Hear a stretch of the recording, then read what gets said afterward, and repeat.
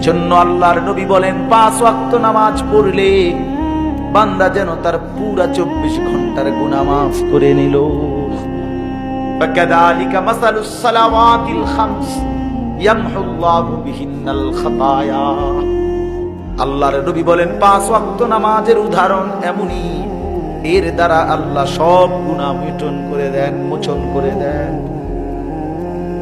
এজন্য আমি যেই আয়াতখানি পড়েছি, এই আয়াত কোরআনুল কারীমের 41 নম্বর সূরা, সূরা হামিম আস-সাজদা 24 নম্বর পারা। আল্লাহ বলেন ওয়ামান আহসানু কাওলাম মিম্মান দাআ ইলাল্লাহ।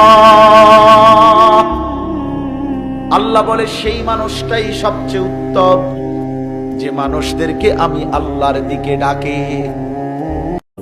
তুমি কেন ফজরের নামাজ একটা বছর কোনোদিন ফজরের নামাজ পড়তে পারলা না? যুবক, তোমাদের মধ্যে যারা ফজরের নামাজ পড়ো না, তোমার মতো অসভ্য, তোমার মতো নির্লজ্জ, বেহায়া তুমি খোদার জমিনে হাঁটো কেমনে? তুমি মাটির তলে হাঁটতে পারো না?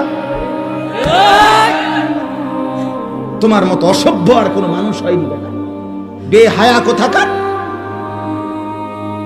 আল্লাহ রাসূল সাল্লাল্লাহু আলাইহি সাল্লাম বলেন তাহাজ্জুদ নামাজ, হাদিসে আছে নবীজির জামানায় একবার সাহাবীরা বললেন একজন মুসলমানের ব্যাপারে, ইয়া রাসূলুল্লাহ, এই লোক সারা রাত ঘুমায় থাকে ফজর পর্যন্ত, কোনোদিন তাহাজ্জুদ পড়ে না।